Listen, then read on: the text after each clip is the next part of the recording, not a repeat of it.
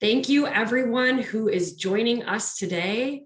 My name is Kathryn Dugal, and I am the Development and Engagement Specialist here at Bridge, Michigan. As you all know, today we'll be discussing Michigan's economy. This event is a part of Bridge, Michigan's monthly lunch break series, where we discuss issues that are important to Michigan residents. If you aren't familiar with Bridge, Michigan, we are a nonprofit, nonpartisan, statewide news organization, and you can read our coverage for free every day online at bridgemi.com. I want to thank our Bridge members who are with us today and who help support our work. If you are not already a member and would like to become one, you can do so anytime on our website. The schedule for today's discussion is that we'll begin with a conversation between Bridge, Michigan business editor Paula Gardner and our three special guests. We'll then open the discussion to reader questions for our panelists. While we ask that you stay muted throughout the conversation, you can enter your discussions into the chat window at any time. If you're calling in today, you can email your questions to us at membership@bridgemi.com. Just so you know, we are recording this discussion and we'll be posting the recording in Bridge later today or tomorrow. Now to introduce the special guests we have joining us today. First, we're joined by Jeff Donofrio, who is the president and CEO of Business Leaders for Michigan. We're also joined today by Carla Bailo. And last but not least, we have Rakolta Jr., chairman of Detroit-based construction company, Walbridge. You can read each of the bios for our speakers on the event page, which we're going to send out to everyone in the chat. And I'll now pass it over to Paula to get this interesting discussion started. Welcome, everyone. I'm excited to see we actually already have a reader question in our chat. That's exciting. I did want to just start and hear from each of our guests. Very simple question. Today in Michigan, what grade do you give the state in terms of its economy? Jeff, maybe could you start because you're used to grading the state.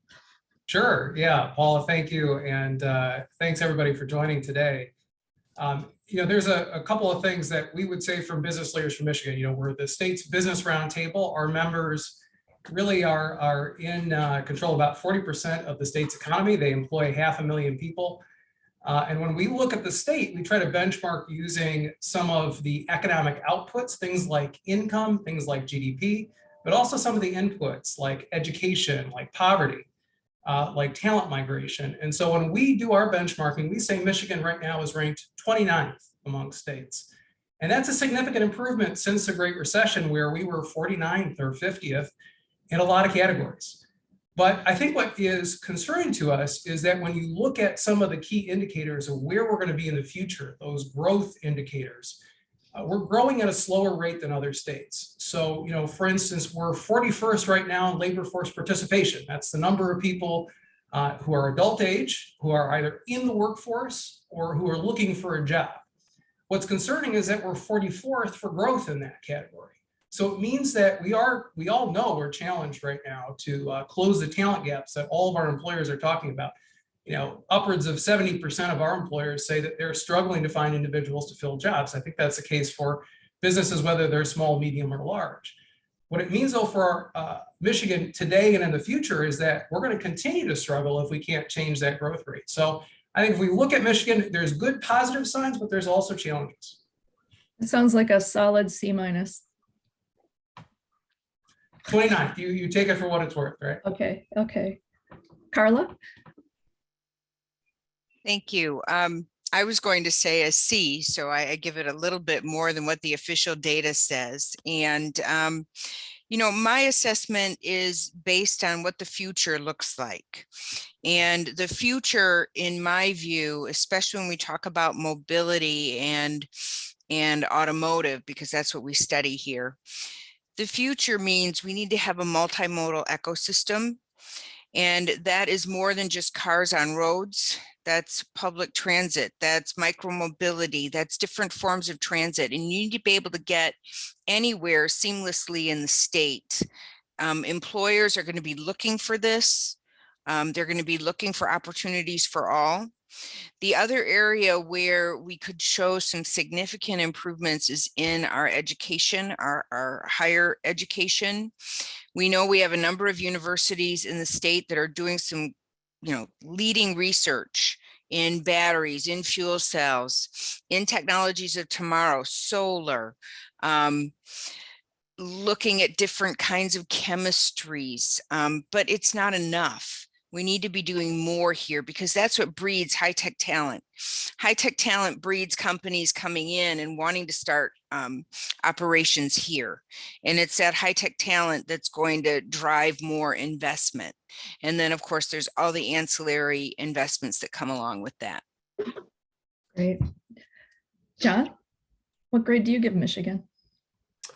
Well, I don't think you can just give it one grade. I think it's far too complex, the problem. And so for simplicity, I'll break it into two parts. The current, I think currently we're doing well. I might give it a B. We've got great employment. Wages have moved up. If you're looking for a job, you certainly can find one, a good one. We have a shortage of talent. So I would give it a B. But on the future, I give it an F. And so I'm probably like you, if you wanted to meld them together at a C-. And the reason I give it an F is because Michigan has been driven to a large degree by the automotive industry. It's what's created the enormous wealth. You recall back in the 50s, we were the 5th highest per capita income state in the union, and we've been falling ever since. I don't know where the number is today, but it's 30th, 40th, something like that. Secondly, our education system, especially primary schools and secondary schools, are totally broken. We're in the 40th out of 52. I think it's 43rd. You look at places like Tennessee that are in the top 10, and there are a number of issues that caused us to be this way. And I think the two most important are, one, we don't put enough money in the classroom, and we have too many school districts and are not efficient in the way we deliver education. Those are really hot topics that are being solved right now by business leaders from Michigan. But what I'm really concerned about, and I work quite a bit on education with the Coalition for the Future of Detroit School Children. And while I'm not an education expert, I really saw the flaws in the state of Michigan as a business owner, and one that needs a lot of talent. I don't see the runway of us producing the kind of talent that we need here in the state to remain the automotive capital of the world. Now, just to back up for one moment, my business is to build these future plants that have huge employment. And you can see one of them behind me. It's a 7 million square foot automotive assembly complex that we built in Brazil for Fiat Chrysler back in 2015, 2016. I think there's something like 25,000 people working at this plant. There are other plants like this that are being constructed in the United States right now. Michigan is not one of the places. There have been no new assembly plants. And I tip my hat to General Motors for choosing Hamtramck and Lake Orion as two places that the future will be borne out on. But we have a far more significant problem than just two renovated plants. As Paula, I sent you a chart yesterday, and I would hope that you would at some time put that up about the number of battery plants that have already been built across the United States of America.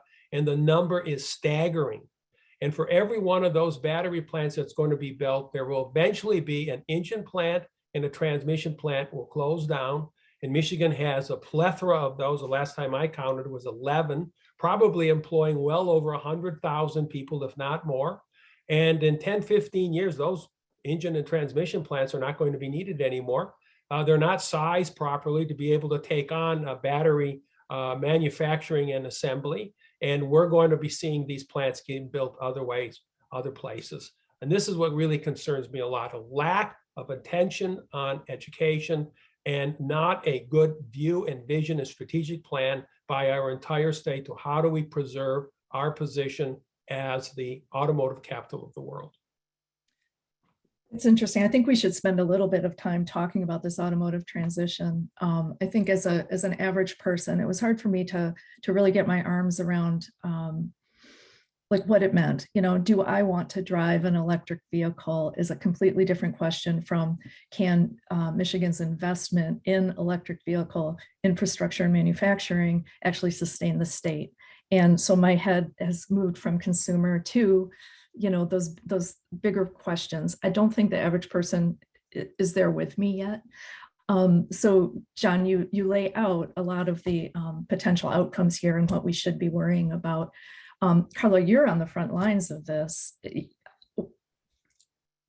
Where are we right now in terms of attracting new business? It's like we know a couple things that are public, but do we have any kind of an edge here? And how many other places are shopping to possibly build a facility like is behind John?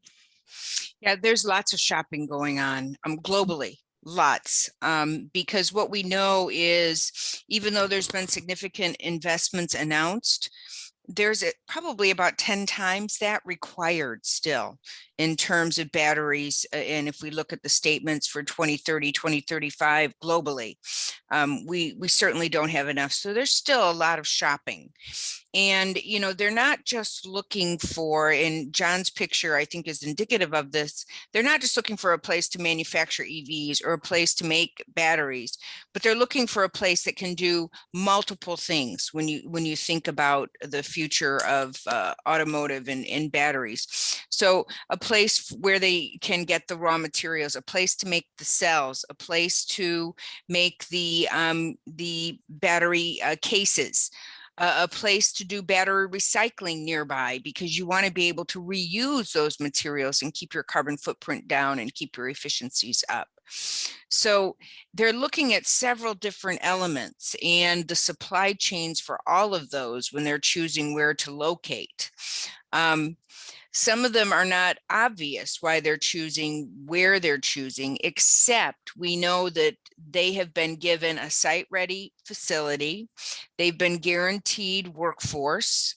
They've been shown a very holistic one voice from that particular region that has gained the business, and that in a lot of cases, these different states have been working on this for years. This isn't something they just started doing. They've been getting sites ready. They've been holding discussions to make sure education is aligned, that they have, transit to these facilities, that they've looked at the supply chains so that they can really offer kind of this package with a bow with every element that they're trying to study as they're looking for, a place to locate.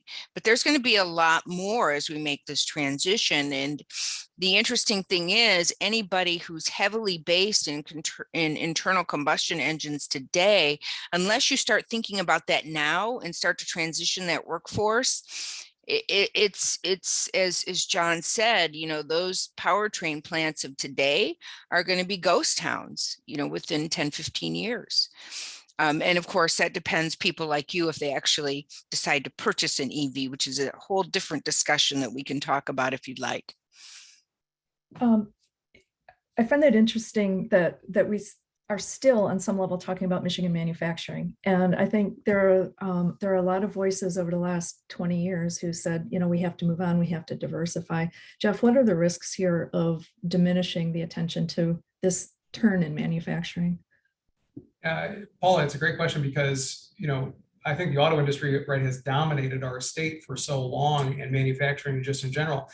To kind of put a fine point on what Carla and John have said, 46,000 jobs in Michigan are directly related to production of internal combustion engines, the drivetrains that make those engines. So there's a lot at stake here. When you think about the multiplier of what those 46,000 jobs mean to the rest of our economy and state, we're looking close to 200,000 jobs. So getting this right is really important, making sure that people can make the transition, that companies, large companies like GM and Ford and Stellantis, but also their suppliers are able to take on the new business, diversify their offerings so they're not just supplying to an internal combustion engine plant, but perhaps taking on new production and different production, even potentially outside the auto industry. Those are all going to be important for us being able to make this transition. But then I think the question, Paula, that we've been talking about ever since I've been in professional life is how does Michigan as a state diversify beyond the auto industry? How do we create those synergies with other industries? I was in Israel, for instance, talking to a company called Mobileye, which Intel acquired and which was looking at trying to come into North America and find a larger customer base. Well, one of the ways they can do that is by partnering with the auto industry and making sure their technology gets on every new vehicle. It democratizes that technology that's being developed in Tel Aviv. It creates a market that is potentially something that Detroit and Michigan and our auto industry can tap into. So those are the types of things we need to look at: the high-tech industry, how it intersects with the auto industry, and what we can be doing to diversify our economy overall. Carla, one thing you said kind of caught my attention, that the places that are competitive for these large battery sites, and the chart that John sent me the other day showed that the I-75 corridor is in play and much of the South, and not just on that corridor. They're going into the Carolinas. They're aiming south, but these places are guaranteeing a workforce. How is that workforce different from today's workforce? And John, I'd love to hear some of your thoughts on that. Like, can Michigan actually do that? Of course we can. Okay. There's no question in my mind that we have the talent to be able to do this. What we don't have is the consensus and the will of the political establishment and of the business and labor groups. We have to come together to build an infrastructure that we can compete off of. That's the problem that we have. Now, if you look into one of these new modern plants, what you're going to find out is all of the back-breaking blue-collar kind of work that most people think of has been completely eliminated by robots and lifting mechanisms, better designs, lighter parts. The vehicles themselves, as they go from internal combustion to electric, are going to be far lighter, far simpler to put together. So what do we need? We need technical people that have great math skills. I usually say that once we learn math and English, there are 4 critical skills that our employees need. 1 is critical thinking, 2 is great communication skills, 3 is creativity, and 4 is collaboration or teamwork.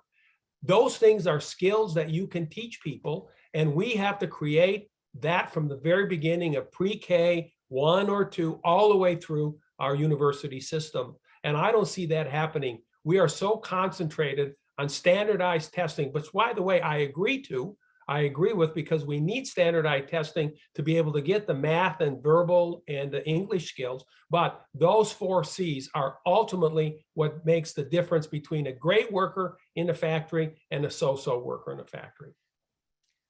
What kind of insight do you have into this workforce and the transition here, and what we can offer versus, what we can retrain or who we can retrain?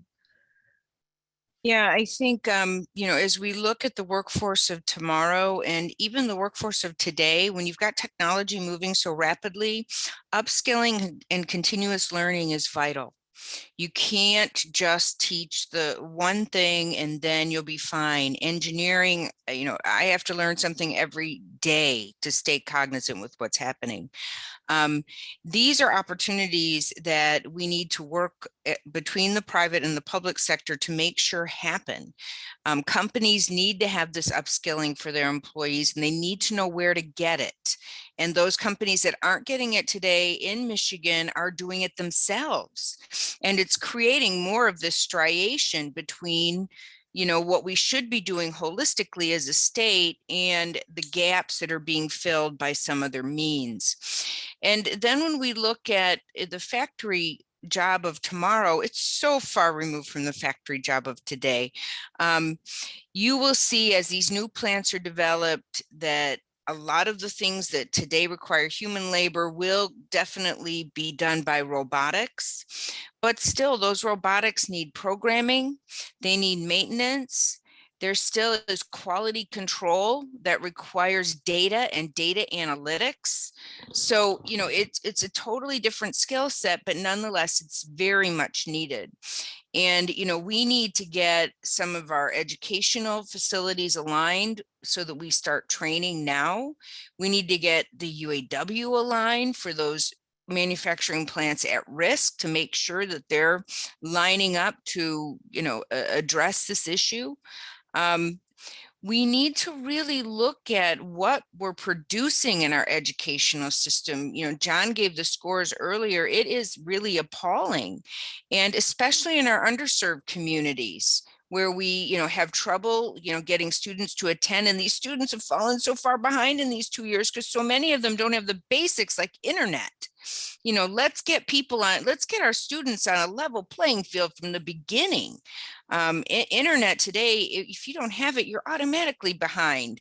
We're seeing a lot of kids or young adults entering college, and you've got such striated backgrounds, and those that are coming from some of the underserved schools, there's a gap. There's a big gap, and we're not addressed in our academic programs today to handle that well, to be able to provide that additional training or that bridging, so that the student can just go seamlessly into getting some of these degrees. So we need to think about how we can do better bridging, how we can start working with community colleges to provide a bridging to a four-year college, if indeed that's what the student wants. How we can have more certification and certificates so that we can have the skill sets that we need.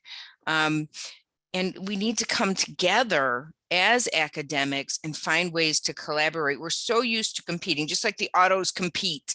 Well, sometimes we have to bring those competitive walls down and say we need to work together so that we can solve this massive problem that's going to attack all of us if we don't. Okay, so who's fixing it? Looking at you, That's Jeff. a really good question. Over to me, Paul. Yeah.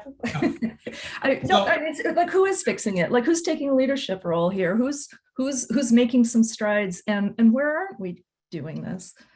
Well, I think one of the answers is no one could be on the sidelines on this, right? We all have to be engaged in that. But, to Carla's point on upskilling, we've got to make sure that we have a robust amount of resources and infrastructure to upskill adults right now who are in the workforce or maybe struggling to get in or make progression in their career, struggling to be able to make the transition from internal combustion engine to EV. I think a couple of good positive news on that. We've seen a lot of money put into that. The Going Pro Talent Fund at the state actually helps employers upskill their incumbent workers or new hires. You have, I bet a lot of people on this call don't even know about the Reconnect program, which was put in place in the last few years that says anybody over the age of 25 who does not have a college degree can go back to their local community college at zero cost for tuition to get a certificate or degree today. That's going to help us be able to take on the challenges of the future. What we are missing, though, is that fast to market curriculum, that supply and demand connection. You look at Tennessee and the Ford Blue Oval site that was announced over the fall. They're putting a community college directly on that site. Curriculum that is designed by Ford Motor Company to make sure that the workers are exactly trained how the company is looking for them to be most productive at that site, to be a world-class site for manufacturing of electric vehicles. It also goes to our K through 12 system. If you ask the average Michigander today, what's the biggest problem in K-12? I think a lot of people would say, well, it's this learning loss that we had during COVID, and it's this issue of maybe losing teachers, right? We're seeing teachers flee the profession. Unfortunately, what we know is before COVID, we had some of the worst test scores in the country, as John said. That only got worse during the pandemic, and it puts us at a place right now where the average Michigander thinks we are 26 in the country on education, where in reality, we're 41st for graduation rates. We're 39th for test scores. If we don't fix that fundamental problem and that disconnect, and the disconnect is even more pronounced when you ask the average Michigander, what do you think about your local school district? Well, 40% of them say that that is above average or excellent in terms of the performance of their local school district. What we know is that every Michigan district underperforms their peers in the leading states across the country. So this is a systemic problem. It's a problem that we're going to have to do more than just make one-time investments to fix. John, who does take the lead in fixing this? We do.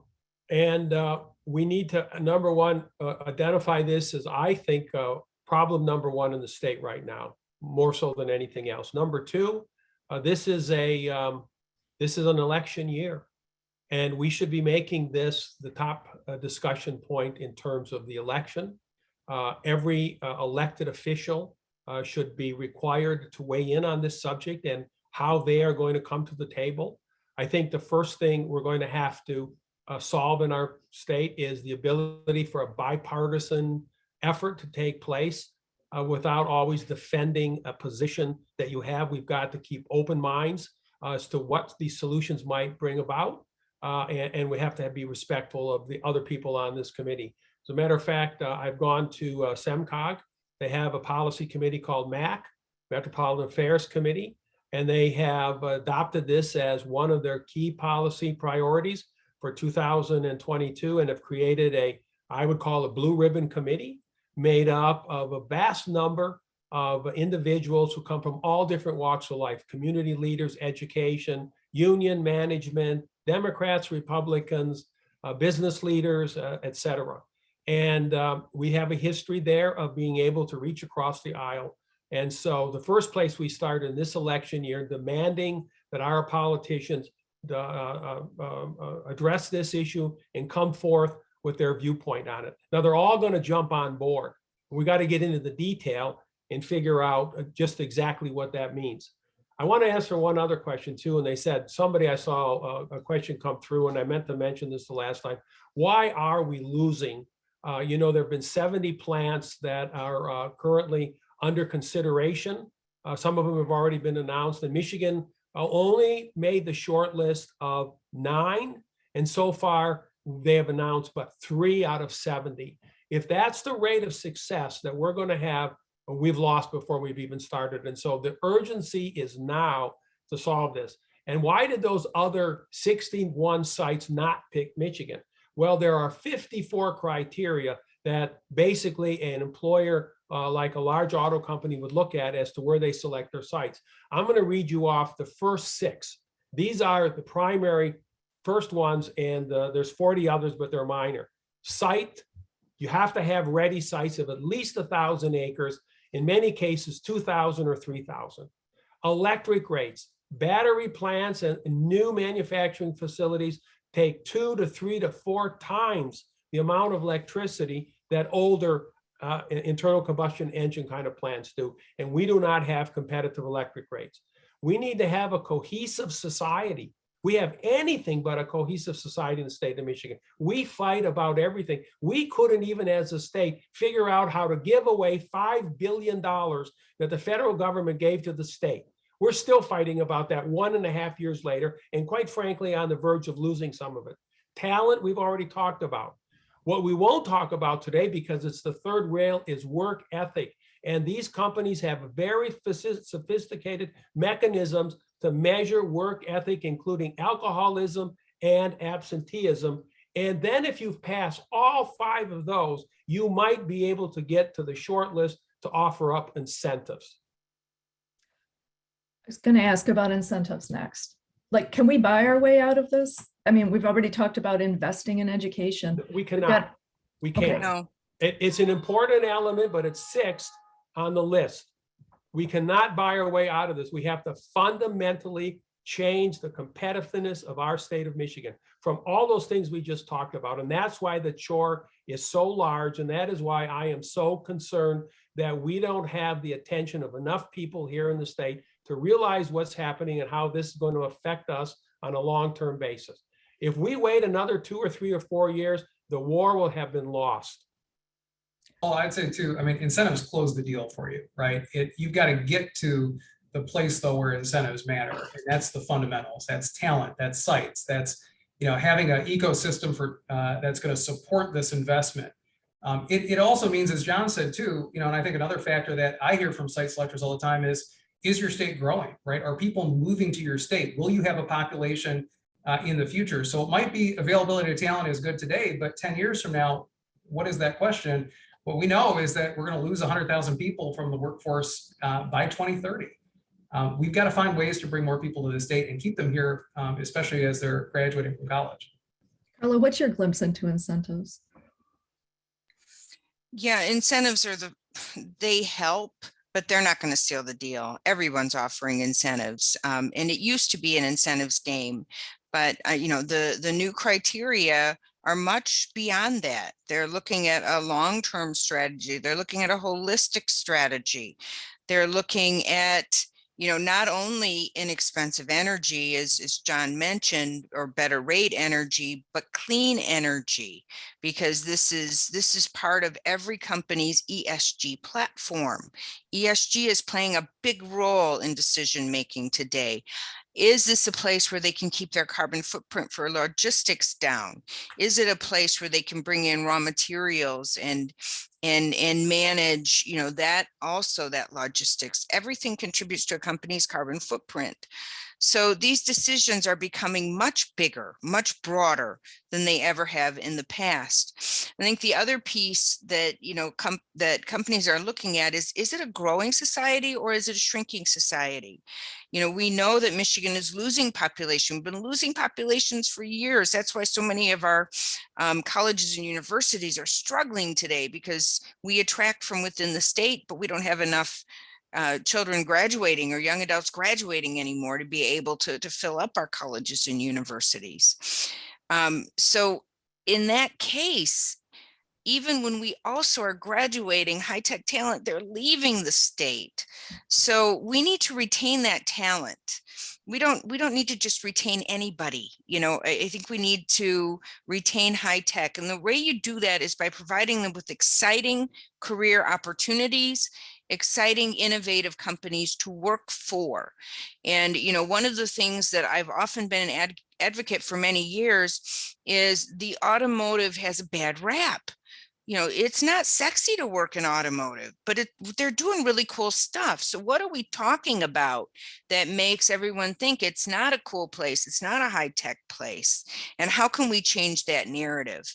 I think this is just so vital that we talk about it differently and why it's just an awesome, awesome place to work. Tesla's a great example. I mean, they have a manufacturing plant just like everybody else. They've got, if you've ever been in there, it's like Oompa Loompa land from, Willy Wonka. You don't see a lot of people. You see a lot of cool robots doing big, difficult work, but there's tons of people there. Actually, it's just a very clean, very high tech, very scientific place to work. And if you talk to the people that work there, they're going to tell you our long-term strategy doesn't go beyond 5 years because technology is moving so fast. We have to move along with it. We're a tech company. We're not an automotive company. How can we have that same narrative? That's what's going to attract talent. I have a couple of dozen things I'd like to ask. Location, John, I'm trying not to stare at the picture behind you, but you told us before we started that that is actually not as large as the new Ford project in Tennessee.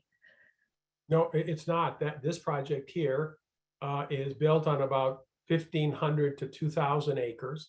Ford's site is twice as large.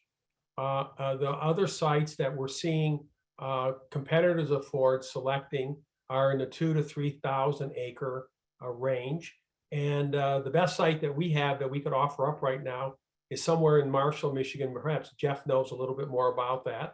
It's about 1,000 acres, but it doesn't have the infrastructure. It's away from the population areas, collecting talent. The utilities aren't there yet. There's a host of problems with that site, and we don't have any other sites in the state of Michigan. This is perhaps this is our Achilles heel right now, is the ability to put forth multiple sites. And of course, we're fighting the NIMBYs who don't want this to happen. They prefer to have a stagnant society, less carbon footprint. And so this is a real challenge trying for the state to figure out how to do this. I do want to mention that we have had some, what I would call short-term successes. This all came to light last fall, right in the middle of some of the larger OEMs looking at where they're going to put their plants. And the political establishment, both the Democrats and the Republicans, the governor and the leaders of the House and the Senate, they stepped up, and guess what? They were able to pass an incentive bill within, I think, 40 or 60 or 90 days that ultimately won the day for General Motors' plant in Lake Orion, and also a new battery plant somewhere in the Lansing area. But that is only the first step. And I would hate this conversation to divert into talking only about incentives, because we have so much more work to do to prepare our state and to prepare our children to be able to compete in the 21st century. That plant right there is in Brazil. It was built in the middle of nowhere, basically in the Amazon. It's 65 miles from the nearest major metropolitan area. But the Brazilian government saw the need to create an environment where a company would come and could get a hold of good talent, train them, and to begin to build a competitive product that they could export all over the world. And as you know, the Jeep Renegade is that product. It's small, it's efficient, and it was a great success for the Brazilians. I do find it interesting. I've driven past the Marshall site. I think it is actually up to 1,500 acres available. It's under contract. All these things that haven't been done, they're starting to take some of the steps toward it. But it still kind of gets to that, like, so who's going to lead it question. It's very difficult, it seems, for one person or one entity to wrap their arms around like all of the actions that it takes to make that happen. And it seems like possibly the MEDC is in a position to do that, but I personally have a lot of questions about how that works with private property acquisition, et cetera. Just my random observation. One thing I'd like to just ask before we move on to reader or viewer questions, pay. So we're talking about good jobs for Michiganders. We're talking about some of the software things. But when we talk about electric vehicle, like battery plants, I'm still seeing rates of pay that, and obviously inflation could be adjusting them by the time they're built. But, right now, this isn't great, maybe $45,000 a year, maybe in some cases less. Are these the jobs we really do want to fight for? Well, I think if you look at some of the other companies outside of the big three that are working in the South, they are offering very, very competitive wage packages. $45,000 a year would suggest that the wage is $20 an hour or perhaps even less. That's not the going rate any longer. The Toyota plant in Lexington, Kentucky has mostly a 2-year and 4-year college degree individuals. The employment packages are competitive. Let me just say that. I'm not an expert on exactly what the wages are, but they're very, very competitive. And there's not this big wage gap that most people think. Okay. Jeff, did you have a thought on that? I think that when you look at how we raise overall incomes in this state, it's investments in education, it's creating more opportunity, it's helping new businesses start up and growing businesses here. So I would say if you want to change the dynamic of the average pay for an individual or the companies that are coming in, we should be putting every dollar we can into education, K-12, into adult education. We should be preparing the talented workforce that companies are seeking out. We also need to make sure, as Carla said, that we're attracting individuals to this state for various lifestyles. I don't know, probably a lot of people on this call could give anecdotal stories of friends, I know I certainly can, who have moved into this state to live in Traverse City or to live in on the Lake Michigan coast or someplace because they like the quality of life. They like the ability to have 4 seasons. They like the ability to work remotely, which is increasingly more part of the work experience. So how do we attract more of those individuals as well? It's going to raise our overall GDP. It's going to help incomes grow throughout the state. But again, I don't think we can underestimate or understate how much it's important for us to make sure that our education systems are functioning well and that individuals have opportunity. And that has to go across the board. That means we probably have to put money into education that is an equity lens, right? When I ran workforce development in the city of Detroit, what we knew is that poverty was a form of trauma and that individuals in trauma don't learn at the same rate as individuals who haven't experienced that.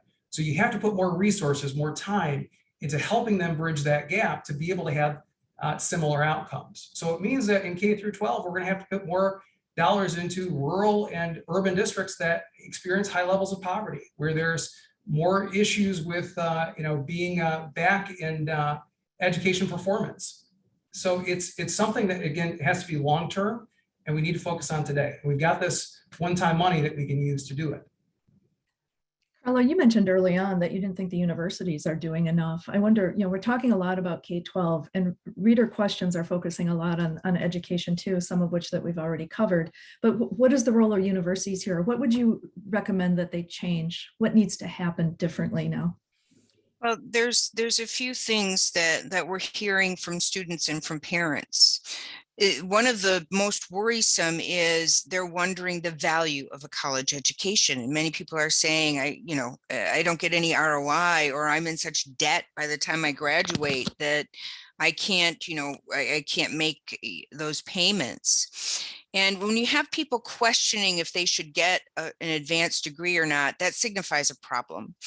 And the reason that many of them are thinking that way is they get degrees and they have nothing to do with them after they graduate. It's just a piece of paper. And we often always said, well, that's okay because that's your stepping stone, or that's something no one can take away from you, which is true. But if nobody will hire you, it's not valuable. So one thing that we can begin to do is to really start providing educational opportunities that do have a career track. Maybe we don't need so many LS&A universities. Maybe we need to start having more technical academies. Maybe we need to change some of those private universities into something else. Let's take a look at where our gaps are to what our employers need and start addressing to fill those gaps. We have so many colleges that try to be a jack of all trades and do nothing well. And I'm sorry if there's big academic, presidents out in the audience, but because you try to be this vanilla and offer so many things, you don't have the right professors doing the teaching. You don't have the right caliber to compete with some university that is really focused on that. So what is your sweet spot? Try to narrow that portfolio and become a university known for that, but align yourself with what the business needs are. And that's, you don't want to just become, okay, I'm going to be a feeder for Ford, let's say, or a feeder for GM, but you want to be able to address the new emerging technologies. And it's not just automotive, certainly not. It's looking at renewable energy. It's looking at environmental and new ways to make polymers that actually degrade and don't stay alive forever. It's, really getting that innovative ecosystem developed, and that innovative ecosystem being a risk-resistant Midwestern state is something we have to kill. More innovation, more chances, more failures, and more funding for people to go down that path. It's a difficult way to go, but it's the way to break through in innovation and to provide our students something really great to work on. John, how engaged is the business community in Michigan in making this happen and, in letting education know what it expects? I think the business community, through the various associations, whether it's the Chamber or Business Leaders for Michigan, is very engaged. But I think where we've fallen short is that we have not taken the argument to a broader coalition across the state. In order to solve this problem, it has to be a very, very broad coalition. And I think we're beginning to get some traction on this as we're moving forward. And this is the year to do it, because we have the election as a platform to be able to publicly talk about this and see if there is at least unanimity across the state in saying, yes, this is an existential danger to the well-being of Michigan looking out 5, 10, 15 years. So no matter, every businessman fundamentally knows today that Michigan isn't as competitive as it could be. My own business 30 years ago did 70% of its automotive work in the state of Michigan. Today, it's less than 20. And we have grown by a massive amount. We used to be a company that did $400, $500 million worth of business. Today, we're a company that does $3 billion worth of business.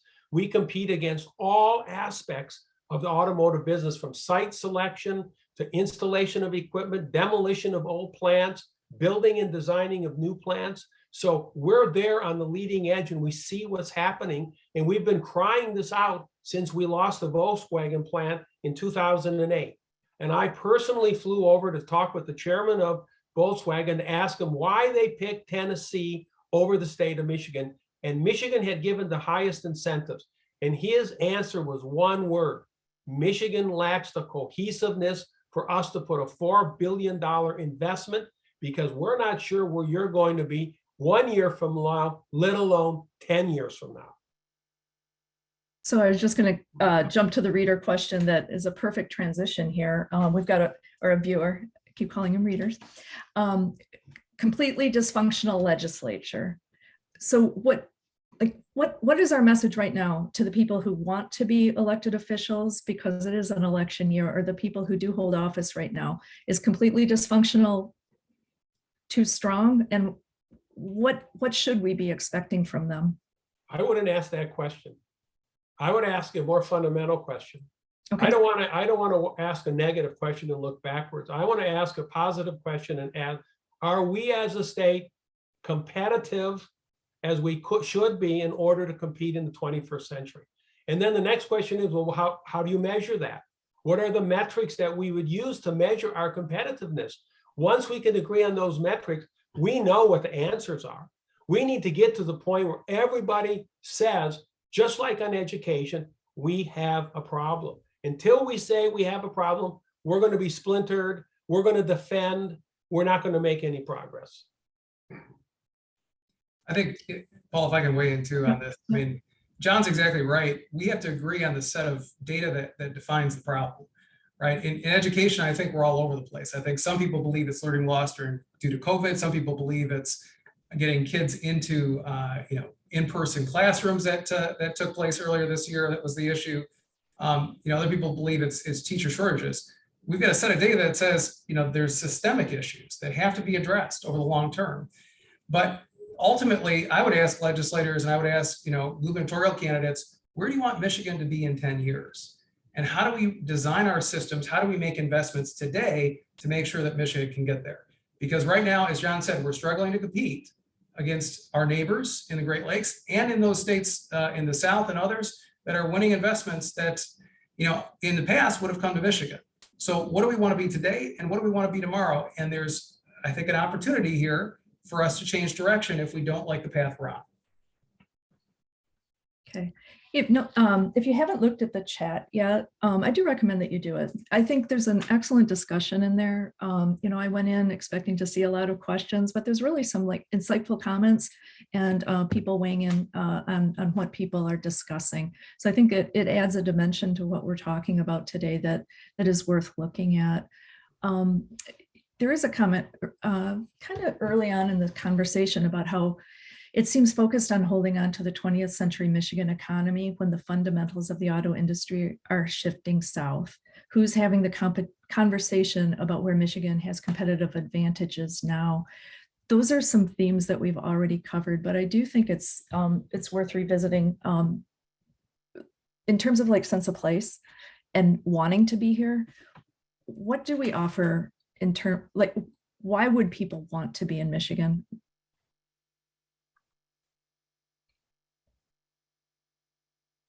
I can jump in here, going back to some of the comments I made earlier, Paul.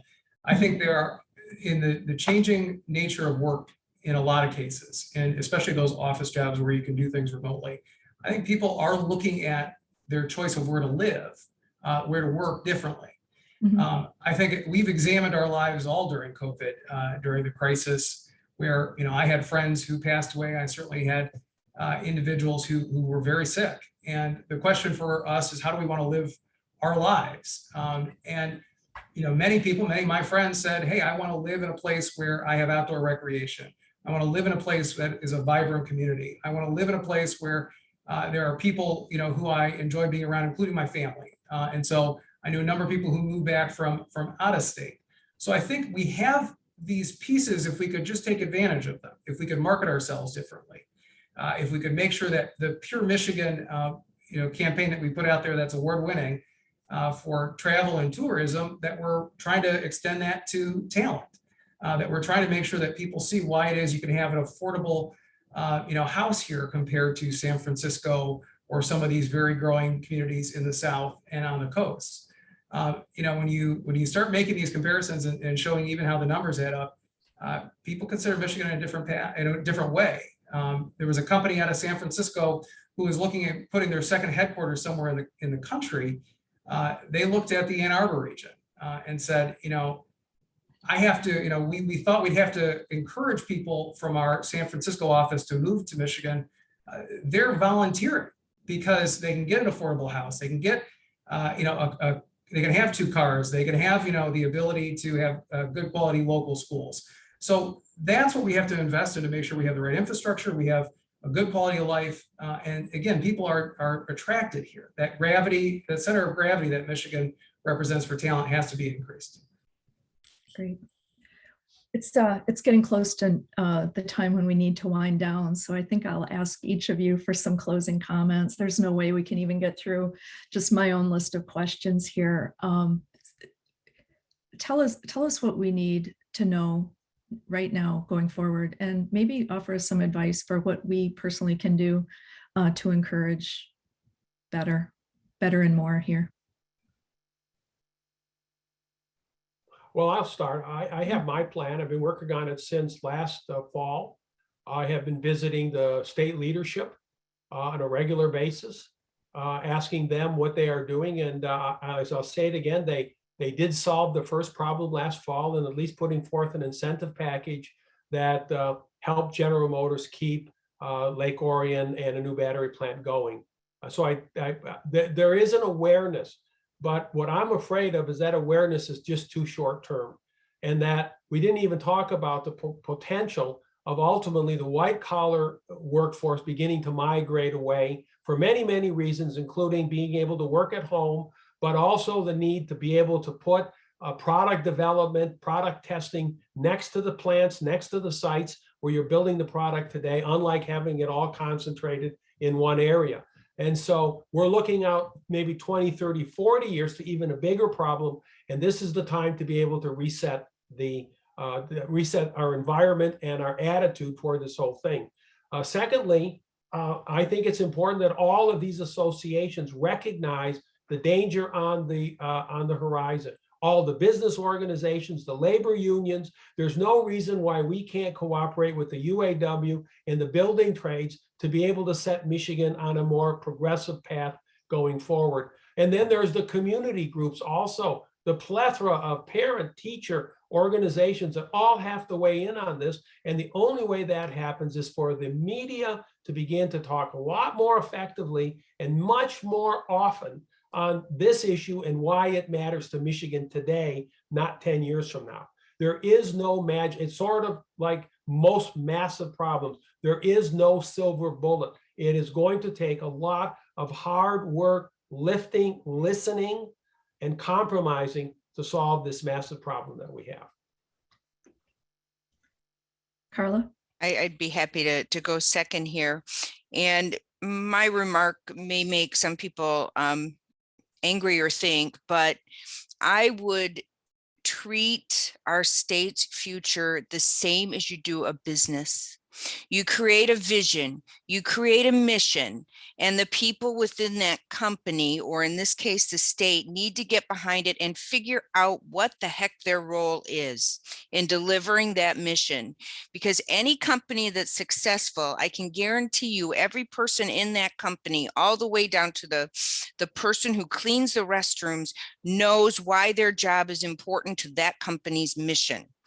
Anybody who doesn't, their company is probably going to be out of business soon. So if we think about Michigan, and also within a company, you've got divisions, you've got pillared thinking, same as we have in our state capital. You've got the purchasing group that maybe doesn't like the engineering group, and you've got different personalities, but you know what? They all have to work together. They realize the problems and they fix them, and they work as a team to reach that vision.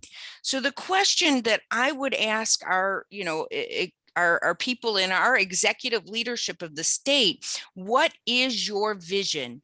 And are you all united as a legislature to that vision? And then you get the private sector involved too, united to that vision. What do we want the state to be like in 50 years? Go back to, our Native Americans, and every chief always said, every decision I make, I base on 7 generations from me today. They were thinking that way. We need to get that same mentality back and think really long term, not just we need a site tomorrow so we can start attracting business. No. Why? Why do you need that site? And why is that important to the state? And how does that fit into the strategic roadmap? These are the questions that I want to ask people running for office, because that vision has to be very clear. And that narrative that we talk about as a state needs to be clear. We know regions that have turned themselves around, that were perhaps underserved communities and now vibrant communities. How did they do that? Let's learn those lessons, and let's try to see what can be adapted into our state. Great, thank you. Jeff?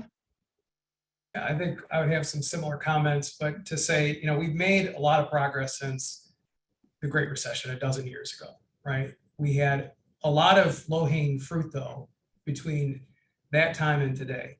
The problems ahead are harder. They're more complex. Many of them are because of a lack of investment in our systems, in resources, in people. We've got to turn that around, but it doesn't happen overnight. And it's not just our legislature or our governor's responsibility to change that dynamic. We all have to be voices for this. We have to understand what is the true underlying problem, as Carla said, that we're trying to solve for, not what is maybe the flashy press release or what's going to make us feel good about, as John said, the silver bullet approach, because silver bullets rarely ever work within real life here and within policy. So I think it takes all of us talking to our neighbors, trying to figure out what it is that we want our state to be, and then helping make sure that our policymakers, our elected officials, the people who work for us, understand that. You don't know the power. I worked for 2 members of Congress. I worked for 2 governors. The power of an individual constituent calling into a legislator's office who understands the issue and has an opinion, they take that very seriously. You get a group of your friends to do the same thing, that will change mindsets. And little by little, we will change the state. Our state is a collection of local regions, and we've got to come together and make change in those regions and in the state as a whole. But again, it starts, I think, at home. It starts with every single person on this call. Thank you. There's something kind of depressing about all of this, but also very hopeful. It's like you've really helped, I believe, cut through, for me at least, to understand what's going on out there and understand the risks of not acting. I'm going to turn this over to Kathryn. Go ahead, Josiah. All right. Oh, I sorry. want to close this out. I want to just thank Jeff, Carla, John, our bridge staff, and most importantly, I want to thank you, our participants, for taking an hour out of your day to come talk about our lunch break. April 27th, we will have our next lunch break. So stay tuned. Keep in check with us. This week, we will have this whole online thing posted for you to view. So just keep checking on our website, and it should be on our feed soon. And I just want to thank everybody for coming, taking an hour out of your day again, and just have a wonderful day.